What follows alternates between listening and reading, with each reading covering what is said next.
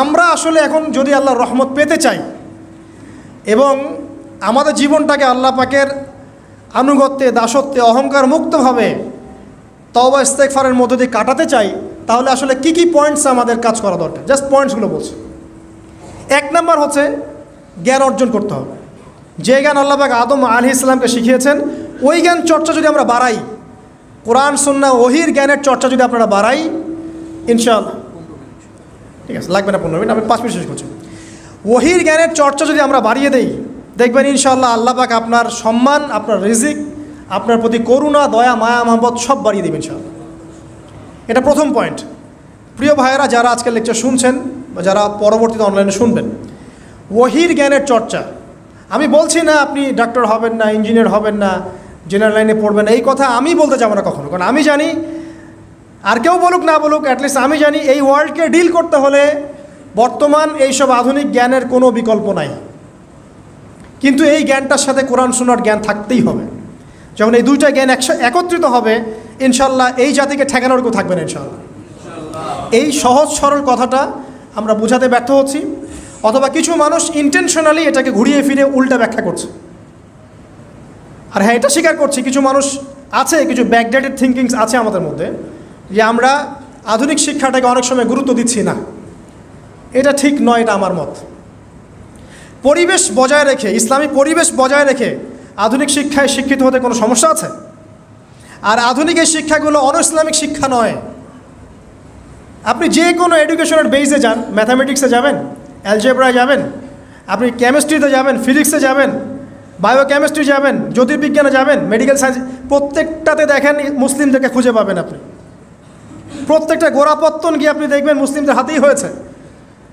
আব্বাসীয় খেলাফত যখন ছিল, তখন এই বাগদাদ ছিল জ্ঞানের রাজধানী। ওইরকম লাইব্রেরি কি বিশ্বে আর কখনো হয়েছে? এখন আমরা মনে করছি জ্ঞানের লাইব্রেরি মনে হয়, জ্ঞানের রাজধানী মনে হয় ব্রিটেন, হার্ভার্ড, কেমব্রিজ, অক্সফোর্ড। এরা কবে এসেছে ইতিহাসে? ইতিহাস কি 100 বছরের? হাজার হাজার বছর চলে গেছে। হিস্ট্রি পড়েন। তো এখানে আমার কথা হচ্ছে একদম ক্লিয়ার, নিট অ্যান্ড ক্লিয়ার, যে আমাদেরকে উভয় দিকের জ্ঞানই অর্জন করতে হবে, বোধ কোরআন সুন্নাহ এবং আধুনিক জ্ঞান।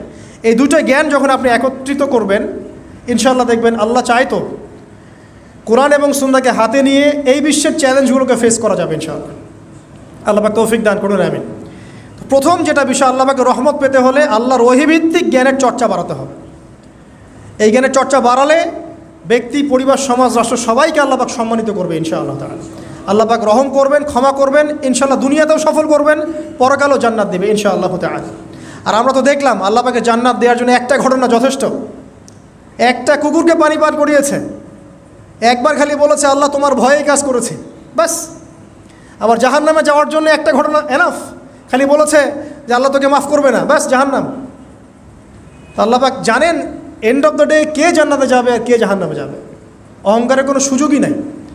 1 মিনিট একটা কথা বলতে চাই, যে এখন অনেক মুসলিমদের মধ্যে একটা ট্রেন্ড চলে আসছে, একটু ইসলাম প্র্যাকটিস করলেই অন্যকে আন্ডার এস্টিমেট করা শুরু করে না? এখন তো অনলাইনের যুগ, আর এখন তো কাজ করতে কোনো শ্রম লাগে না, খালি ঘরে বসে শুয়ে 2টা লাইন লিখলেই কাজ শেষ। ঘরে বসে শুয়ে ফেসবুকে 2টা লাইন লিখলেই কাজ শেষ। আর কনস্ট্রাকটিভ কাজের তো কোনো খোঁজ খবরই নাই। এগুলো সহজ, এই কারণে দেখা যায় বর্তমান যুগে সমালোচনা, গীবত, আন্ডার এস্টিমেট করা, এগুলো সংস্কৃতি বেড়ে গেছে। এগুলোর মধ্য দিয়ে আমরা দিন পালন করার পরেও ক্ষতির মধ্যে আছি। এমন হতে পারে যে ব্যক্তি বা যে দল বা যে রাজনৈতিক দল বা যে ধর্মীয় দল, যার বিরুদ্ধে আমি নিজের কলমগুলো ঘোরাচ্ছি, হতে পারে তার মধ্যে এমন মানুষ আছে যে আমার আগে জান্নাতে চলে যাবে, হতেই পারে। আর আমি যে নিজেকে এত বড় করে ফখর করছি, কে জানে এন্ড অফ দ্য ডে আমি জান্নাতে যাবো কি যাব না? কোনো গ্যারান্টি আছে? কোনো গ্যারান্টি নাই। সো এখন আমরা যারা ইসলাম প্র্যাকটিস করছি, আমাদের সতর্ক হওয়া উচিত, নিজের পরকালের ফিকিরটা করি। আল্লাহ পাক বোঝার তৌফিক দান করুন, আমিন।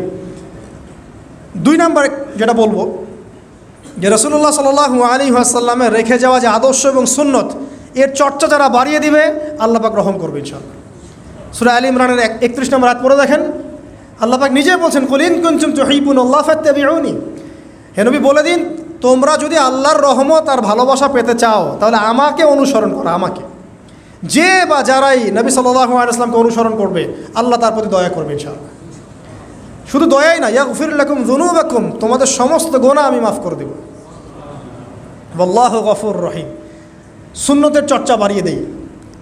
শুধু তাই নয়, কেউ যদি নবী সাল্লাল্লাহু আলাইহি ওয়াসাল্লামের উপরে বেশি বেশি দরুদ শরীফ পড়ে, আল্লাহুম্মা সাল্লি আলা মুহাম্মাদ ওয়া সাল্লিম পড়তেই থাকে, দরুদ ইব্রাহিম বা সংক্ষিপ্ত দরুদগুলো, আল্লাহ পাক একবার দরুদ পড়লে 10 বার রহম করবেন ইনশাআল্লাহ। যেই নবীর আদর্শ মেনে চললে আল্লাহ পাক ভালোবাসবেন, সেই নবীর নাম উচ্চারিত হলে দরুদ পড়লেও আল্লাহ পাক রহম করবেন ইনশাআল্লাহ। 4, সৃষ্টির সেবা করলে রহম পাওয়া যাবে। আল্লাহ পাক বলছেন, তোমরা সৃষ্টির সেবা করো, মানবতার সেবা করো, জমিনবাসী যারা আছে ওদের প্রতি রহম করো, আল্লাহ তোমাদের প্রতি রহম করবেন ইনশাআল্লাহ। 5, রহমত পেতে হলে আল্লাহর জিকির বাড়িয়ে দিতে হবে। আল্লাহর জিকির মানে সকাল সন্ধ্যা আল্লাহ পাকে যত জিকির আজগার আছে এগুলো ছাড়া যাবে না। চলতে ফিরতে অলওয়েজ আল্লাহকে ডাকতে হবে, সুবহানাল্লাহ, আলহামদুলিল্লাহ, ওয়ালা ইলাহা ইল্লাল্লাহ, আল্লাহু আকবার, লা হাওলা ওয়ালা কুওয়াতা ইল্লা বিল্লাহ। যে কাজ আপনি করছেন ওই কাজের মধ্যেই জিকির বাড়াতে হবে। যে যত বেশি আল্লাহ পাকে জিকির করবে তার কলব তত জিন্দা থাকবে, এবং যার কলব জিন্দা থাকবে, যার কলবের মধ্যে নূর থাকবে, আল্লাহ পাকের নূর তার কলবে আসবে ইনশাআল্লাহ তাআলা। 6, বেশি বেশি কোরআন তেলাওয়াত বাড়িয়ে দিতে হবে। কোরআন তেলাওয়াত যারা বাড়িয়ে দিবে, এই কোরআনের বদৌলতে আল্লাহ পাক তার প্রতি রহম করবে ইনশাআল্লাহ।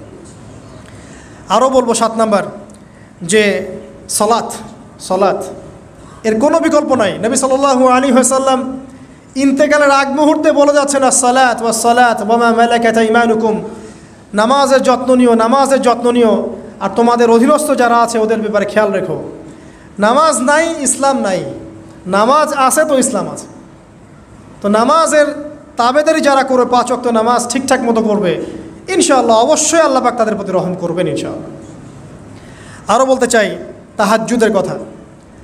যারা একটু তাহাজ্জুদের নামাজে অভ্যস্ত হতে পারবেন, ওই সময়টা আল্লাহ পাকের রহমত নেমে আসে, বর্ষিত হয়। যারা তাহাজ্জুদের সালাতে অভ্যস্ত হবে আল্লাহ পাক তাদের প্রতি রহম করবে ইনশাআল্লাহ তাআলা। 9 বলতে চাই দিনই মেহনত বাড়িয়ে দেওয়া। যাদের ফিকির দিনকে নিয়ে, কিভাবে আমি দিন পালন করব, কিভাবে দিনের প্রচার করব, দিনের জ্ঞান অর্জন করব, এর প্রসার ঘটাবো, দিনটাকে মানুষের কাছে পৌঁছে দেব, এই ফিকির যাদেরকে তাড়িয়ে বেড়ায়, ইনশাআল্লাহ আল্লাহ পাক ওদেরকে এই জমিনে রহম করবে ইনশাআল্লাহ। আল্লাহ পাক দাওয়াতি কাজ বাড়িয়ে দেন, দিনের ফিকির বাড়িয়ে দেন, ইনশাআল্লাহ তাআলা আল্লাহ পাকের রহমত পাওয়া যাবে ইনশাআল্লাহ। আরেকটা কথা আছে, 10-এ গিয়ে বলবো পিতামাতার খেদমতের কথা। পিতামাতার খেদমত এমন একটা জিনিস যেটা করলে পরে আল্লাহর রহমত নেমে আসে। একজন ব্যক্তি কবিরা গুনাহ করেছে, নবীর কাছে গিয়ে বলছে, আমার ক্ষমার কি কোনো রাস্তা আছে? নবী সাল্লাল্লাহু আলাইহি ওয়াসাল্লাম বলছেন, তোমার মা কি বাসায় আছে, জীবিত আছে? হ্যাঁ, জীবিত আছে। বাসায় যাও, তোমার মায়ের খেদমত করো, তোমার সমস্ত গুনাহ মাফ হয়ে যাবে ইনশাআল্লাহ। আপনার ওয়াইস কারণীর নাম শুনেছেন না? শুনেছেন না? তাকে এত বড় মর্যাদা দেওয়া হবে কিয়ামতের মাঠে। এর পিছনে কারণ কি জানেন? সেই ব্যক্তি মাশাআল্লাহ তার মায়ের খেদমত করত। 3 বার বলেছেন নবী সাল্লাল্লাহু আলাইহি ওয়াসাল্লাম, আমাদের সবচেয়ে সেরা এবং ভালো ব্যবহার পাওয়ার অধিকার হচ্ছে মায়ের, তারপরে মায়ের, তারপরেও মায়ের, তারপর বাবার। পিতামাতার খেদমত করলে আল্লাহ রহমত নেমে আসে। আর একজন ব্যক্তি বলছিল, আমার বাসায় তো মাও নাই ইয়া রাসূলুল্লাহ, আমি কি করব? তখন নবীজি বলছেন, তোমার কি খালা আছে? খালা বেঁচে আছে? খালা বেঁচে আছে, খালার খেদমত করো। এখনকার এই বিশ্বে দেখেন সম্পর্কগুলো কিন্তু ভেঙে যাচ্ছে। পিতা মাতা, ভাই বোন, আত্মীয় স্বজন, প্রতিবেশীর তো খবরই নেই। আমি তো জানি না আমার পাশের ফ্ল্যাটে কে থাকে। হ্যাঁ, অবস্থা এমন। তো সমাজের উপকার করলে, জনকল্যাণমূলক কাজ করলে, পিতামাতার খেদমত করলে, আত্মীয়তার বন্ধন অটুট রাখলে এবং অন্যের সমস্যার সমাধান করার জন্য মানব সেবামূলক কাজ করলে আল্লাহর রহমত নেমে আসে।